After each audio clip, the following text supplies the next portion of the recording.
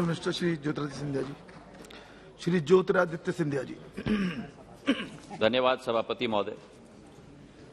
आज 193 रूल के अंतर्गत एक बहुत महत्वपूर्ण मुद्दे पर ये सदन चर्चा कर रहा है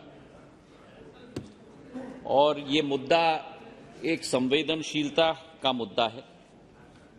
ये एक मुद्दा है जहां हर भारतवासी की आवाज एक मत की होनी चाहिए, एक विचारधारा की होनी चाहिए। हम अलग अलग राजनीतिक दलों से हो सके, लेकिन हमारे लिए सदैव देश पहला होना चाहिए। हमारे लिए सदैव देश का नागरिक पहला होना चाहिए और यही मंशा, विचारधारा, सोच और संकल्प के साथ हमारी सरकार प्रधानमंत्री नरेंद्र मोदी जी के नेतृत्व में देश की सेवा, देश की विकास और देश की प्रगति के लिए अथक प्रयास दिन रात निरंतर कर रही है। विश्व में सभापति महोदय, जब किसी भी देश में एक लड़ाई का एक वातावरण तैनात होता है तो ये एक चिंताजनक विषय है, दुर्भाग्यपूर्ण विषय है और एक दुखद विषय है। एक ऐसा कालखंड होता था सभापति महोदय, जब कभी दो देशों के बीच में एक जंग होती थी या लड़ाई होती थी तो उस जंग या उस लड़ाई का प्रभाव केवल उन देशों तक सीमित होता था, केवल आसपास के एक दो पड़ोसी देशों तक सीमित होता था।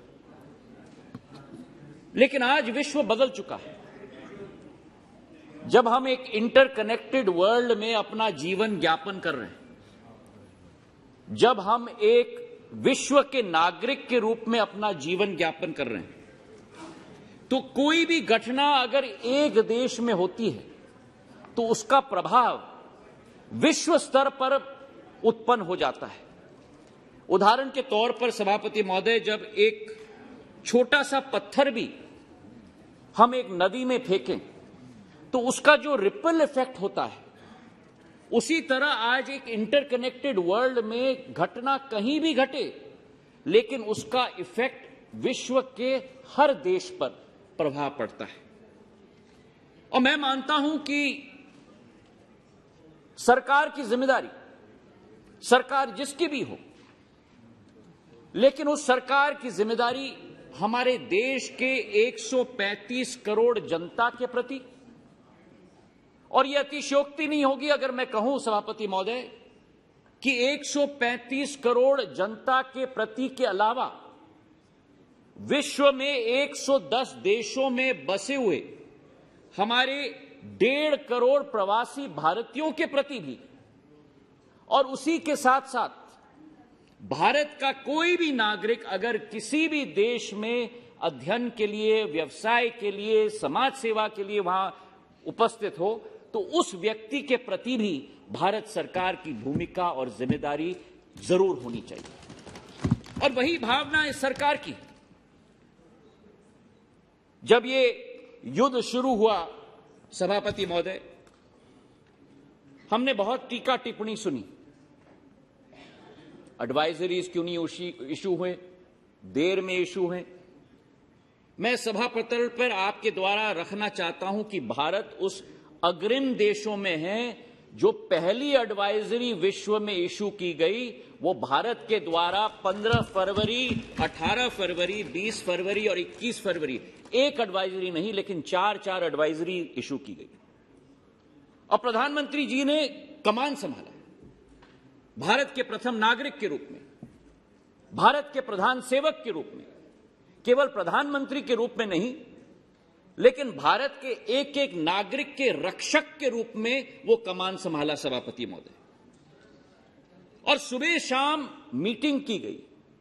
जैसे अभी हरदीप पुरी जी कह रहे थे वो गुवाहाटी में थे, मैं मध्य प्रदेश में था। रात को 11:30 बजे हमें फोन आया कि आपको फौरन वापस दिल्ली पहुंचना है और हम आपको भेज रहे हैं।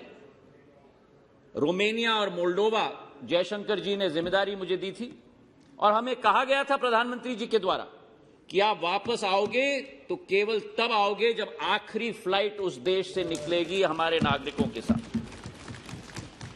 एक मैनेजमेंट सिस्टम संवेदनशीलता की सभापति महोदय, सरकार के मुखिया के रूप में हम लोग जब मीटिंग में बैठे हुए थे, जयशंकर जी, मैं, वीके सिंह जी, अभी दो हमारे साथी नहीं है, पीयूष गोयल जी और हरदीप पुरी जी और किरेन रिजिजू जी, बीच में उस मीटिंग से उठकर दूसरे देशों के राष्ट्रपति प्रधानमंत्रियों से दूरभाष में बात करके कि एक वातावरण तैनात करना होगा, आपको हमें मदद करना होगा हमारे देश के वासियों को वापस लाने के लिए। 5-5 देशों के राष्ट्रपति और प्रधानमंत्रियों से चर्चा हुई। क्यों? वो इसलिए अध्यक्ष महोदय क्योंकि यूक्रेन का बॉर्डर 5 देशों के साथ लगता है। अगर उत्तर से दक्षिण से हम देखें तो पोलैंड से शुरुआत करिए आप, हंगरी, स्लोवेकिया, रोमानिया और मोल्डोवा, और ये 5 मैं उदाहरण दूं द्वार हैं जहां से यूक्रेन से हमारे नागरिकों को हम बचाकर वापस ले आ पाए। 5 देशों के प्रधानमंत्री और राष्ट्रपतियों से बात हुई, और केवल ये नहीं, लेकिन जहां जंग चल रही है उन देशों के प्रधानमंत्री और राष्ट्रपतियों से बात हो रही है। जिन देशों में जंग चल रही है, कि हम समझते हैं कि आपके यहां जंग चल रही है, लेकिन भारतवासियों के लिए एक सुरक्षित कॉरिडोर आपको बनाना ही होगा इस जंग के बीच में भी, ताकि हम अपने देश के वासियों को वापस ले पाए। ये एक विचारधारा थी, और मैं बधाई देना चाहता हूं इस सदन के पटल पर मेरे साथी जयशंकर जी को। विदेश मंत्रालय में कंट्रोल रूम 24/7 स्थित किया गया, केवल दिल्ली में नहीं, लेकिन उन 5 देशों में जिनका सरहद यूक्रेन के साथ है। और केवल ये नहीं, लेकिन एमईए ने अकेले 13,000 फोन कॉल स्वयं लिए और वापस चर्चा की, और 9,000 ईमेल। दुख के समय में, संकट के समय में आशावान नजरिए से लोग हमारी सरकार की तरफ देख रहे हैं, और हमारी जिम्मेदारी बनती है। यह सच्चाई है जब कहा गया कि हमारा दायित्व है, हमारी जिम्मेदारी है, सेवक के रूप में यह सरकार काम कर रही है, सरकार के रूप में नहीं, कि उस एक एक फोन कॉल और ईमेल का जवाब संवेदनशीलता के साथ जयशंकर जी के मंत्रालय के एक एक अधिकारी ने दिया, उनको मदद करने की। हमारी विचारधारा थी एक होल ऑफ गवर्नमेंट अप्रोच की, साइलोज में नहीं। प्रधानमंत्री जी ने सदैव कहा है सबको साथ में काम करना है, चाहे मेरा विभाग हो, नागर विमान, चाहे चाहे विदेश मंत्रालय हो, चाहे अनेक दूसरे मंत्रालय। वो होल ऑफ गवर्नमेंट अप्रोच के आधार पर हम चारों को निर्देशित किया गया वहां जाने के लिए और मदद करने के लिए और कार्य करने के लिए। और इस सदन पर मैं कहना चाहता हूं, क्योंकि क्या होता है सभापति महोदय कि जाने माने चेहरे होते हैं, और मैं स्पष्ट आपके समक्ष रख रहा हूं, मंत्रियों के चेहरे जाने माने होते हैं, पर इतने अनजान चेहरे थे वहां सभापति महोदय, जिन्होंने दिन रात मेहनत की है हमारे बच्चों को वापस लाने के लिए। हमारे मिशन के लोग, यहां बात की गई, कई देशों ने, मैं हमारे माननीय सांसदों को सूचित करना चाहता हूं, अपने मिशन को बंद कर दिए,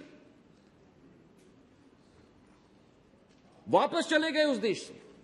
केवल भारत है जिसने अपना मिशन आखिरी नौजवान को वापस लाने तक वहां सुदृढ़ रखा। और हमारे मिशन के लोगों के, चाहे वो यूक्रेन के मिशन हो, कीव में, अभी मेरे नौजवान साथी कह रहे थे कि वातावरण यातायात के लिए तैनात करना था हमें। हां, मुश्किल है क्योंकि जंग चल रही है, हमारे बच्चों को संकट का सामना जरूर करना पड़ा, पर भारत सरकार ने भी, विदेश मंत्रालय ने भी वहां ट्रेनों का इंतजाम किया, बसों का इंतजाम किया। उस जंग के वातावरण में भी जो संभव हो हमने किया है, और उसी सोच और विचारधारा के साथ, चाहे यूक्रेन का हमारा मिशन हो, चाहे दूसरे देशों का हमारा मिशन हो, उनको हम साधुवाद, धन्यवाद दिल के गहराइयों से इस सदन के पटल से हम लोग देना चाहते हैं। इतने अनजान चेहरे थे हमारे वहां मिशन में, केवल 58 लोग थे उन 5 देशों में। जयशंकर जी ने 47 और लोगों को यहां से भेजे, 105 का स्ट्रेंथ उन्होंने बना दिया। और जब मैं सरहद पे था सभापति महोदय, रात के 3 बजे तक, वहां जो हमारे मिशन के लोगों को भेजा गया था, रोमेनियन अथॉरिटीज के साथ जिस तरीके से वार्तालाप कर रहे थे, एक दोस्ती बन चुकी थी। तो मैंने एक हमारे मिशन के व्यक्ति से पूछा कि आपका तो बहुत अनुभव हुआ होगा, कितने साल से आप रोमेनिया में हो? उन्होंने कहा साहब मैं तो 6 दिन पहले ही पहुंचा हूं। ये क्षमता है हमारे लोगों की कि हजारों किलोमीटर दूर जाके भी वो घनिष्ठता का संबंध उस देश के लोगों के साथ बनाने के लिए, ताकि हमारे बच्चों को बॉर्डर से इस तरफ हम लोग जल्दी वापस लेके आए। एक महिला हमारी मिशन की रोमेनिया में 100 घंटे सोई नहीं, बॉर्डर पर खड़ी रही, बीमार हो गई, लेकिन 2 दिन के अंदर वापस वो बॉर्डर पे जाके खड़ी रही। मैं कहा कि मैं हटूंगी नहीं जब तक आखिरी बच्चा मैं वापस सुरक्षित न लेके आऊं। ऐसे अनजान चेहरों को हमें धन्यवाद अर्पित करना होगा। और उसी के साथ सभापति महोदय, हमारे प्रवासी भारतीयों को भी, हम लोगों का एक परिवार विश्व के हर देश में बसा हुआ है, भारतीय परिवार, प्रवासी भारतीयों का, जो कंपनी के लोग हैं, व्यवसाय के लोग हैं, समाज सेवक लोग हैं। अनेक महिलाओं ने खाना बनाया हमारे बच्चों के लिए। हमारे कंपनियों ने, जब मैं वहां पहुंचा, एक कॉल सेंटर 18 घंटे के अंदर विप्रो और जेनपैक के लोगों ने तैनात की। और मैंने उनसे गुजारिश की थी कि हर बच्चे को हमें टैग करना होगा, जब तक वो बच्चा वापस भारत ना आए, लेकिन अपने राज्य में वापस ना पहुंचे, अपना घर सुरक्षित ना पहुंचे, ताकि विदेश मंत्रालय को पूरी सूची हो एक एक बच्चे के बारे में। 18 घंटे में उन कंपनियों ने कॉल सेंटर सेटअप किया, मेडिकल हेल्थ सेंटर सेटअप किया। कई बच्चों की कठिनाइयां थी और मैं उनको धन्यवाद अर्पित करना चाहता हूं आज इस सदन के पटल पर। और उसी के साथ साथ जो संभव हो पाया है, जब हम लोग वहां पहुंचे थे, और ये आपको मैं समझाना चाहता हूं कि पूर्व और पश्चिम यूक्रेन के बीच में एक नदी बहती है नीपर, और पूर्व यूक्रेन में बम शेल गिर रहे थे और वहां हमारे 50% बच्चे वहां स्थित थे। और हमारी कोशिश थी कि जल्द से जल्द हम इन्हें बॉर्डर पर लाएं। लेकिन रोमेनिया में उदाहरण के तौर पर जो बॉर्डर है वो हमारी राजधानी बुकारेस्ट से 600 किलोमीटर दूर थी। मतलब कि बच्चा सरहद तक पहुंचे, उसके बाद सरहद पे शेल्टर में रहे, उसके बाद 12 घंटे बस में चले बुकारेस्ट तक, और उसके बाद उसे फ्लाइट मिली। तो जब रोमेनियन राष्ट्रपति से मैं मिला था, जब प्रधानमंत्री जी ने उनसे चर्चा की थी, मैंने उनसे निवेदन किया कि एक छोटा सा एयरपोर्ट सुचेवा सरहद से 40 किलोमीटर दूर है, आप कृपा करके ये एयरपोर्ट हमारे लिए खोल दीजिए।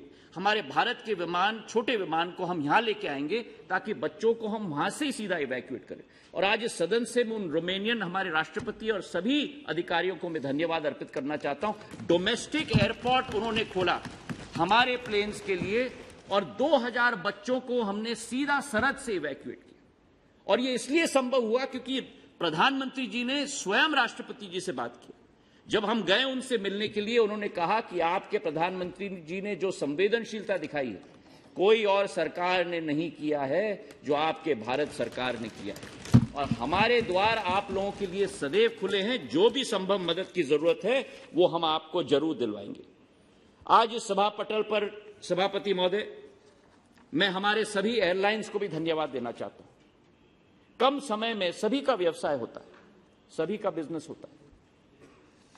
संवेदनशीलता जिस तरीके से हमारी एयरलाइंस ने दिखाई, अपने प्लेन्स को अपनी रूटिंग से निकाला, विदेश भेजा, नए क्रूज को रखे। और इस सभा पटल में मैं कहना चाहता हूं, इंडिगो ने 35 फ्लाइट्स चलाई, एयर इंडिया ने 14 फ्लाइट्स चलाई, गो फर्स्ट ने 6, एयर एशिया ने 3, एयर इंडिया एक्सप्रेस ने 9, स्पाइस जेट ने 9, और हमारे भारत वायुसेना के C-17 4 ग्लोब मास्टर्स ने 14 सॉर्टीज किए सभापति महोदय, 90 सॉर्टीज किए, और 23,000 बच्चों को हम सुरक्षित घर वापस लाए। लेकिन जहां मन में एक हर्ष नहीं, लेकिन एक भावना है कि सुखद भावना है कि हम अपने बच्चों को सुरक्षित वापस लेके आए, एक तसल्ली है। वहीं जो शशि थरूर जी ने कहा, हमारा एक नागरिक, हमारा एक बच्चा को हम खोए हैं। नवीन केवल उस परिवार का नहीं, नवीन भारत के हर परिवार का सदस्य है और वो दुख और वो शोक हम सब अपने एक एक व्यक्ति अपने दिल में महसूस करते हैं।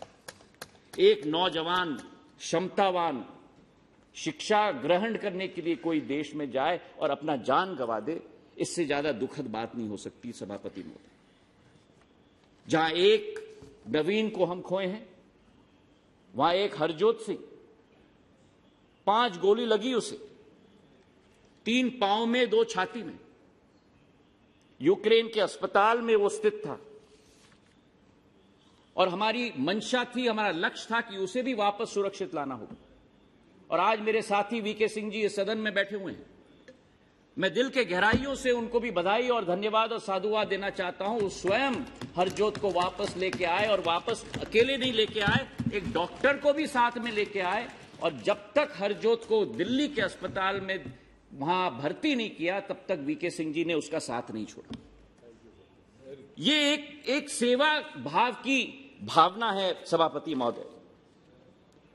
और इसी के साथ मैं ये स्पष्ट रूप से कहना चाहता हूं कि जो ह्यूमैनिटेरियन एड 90 टन यूक्रेन के हमारे लोगों को भी हमने पहुंचाया इस विसंगति के समय में, इस कठिनाई के समय में, जहां हम अपने बच्चों को वापस लाने की कोशिश कर रहे हैं, लेकिन उस समय में भी भारत का विशाल हृदय कि उस देश को भी हमें मदद करना होगा, प्रधानमंत्री जी का संकल्प और 90 टन ह्यूमैनिटेरियन एड हमने उस देश को पहुंचाया सभापति महोदय। इसके पहले भी कई ऑपरेशंस हमने किए हैं, लेकिन यह अतिशयोक्ति नहीं होगी सभापति महोदय अगर हम कहें कि ये शायद this has been the largest evacuation exercise in war by any country in the world in recent history. And it has been made possible because of the leadership of our Prime Minister, his resolve, his commitment. मैं पूछना चाहता हूं कि क्या किसी और देश ने एक ऐसा एक्सरसाइज अंडरटेक किया यूक्रेन में? इसका उत्तर है नहीं सभापति महोदय। कई ऐसे देश थे जिनके 6000 वहां नागरिक अटके हुए थे, 15 दिन बाद एक प्लेन भेजा। कई ऐसे वेस्टर्न देश थे जिन्होंने अपनी एम्बेसी, में नाम नहीं लेना चाहता हूं, अपनी एम्बेसी बंद कर दी, एडवाइजरी इशू की, और मैं कोट करता हूं उनका नाम लेते हुए बिना, the government will not be able to evacuate its citizens from Ukraine. ये एक तरह की सरकार और यह दूसरी तरह की संवेदनशीलता और कर्मठ और एक विचारधारा की सरकार। हमारी ये सोच है सभापति महोदय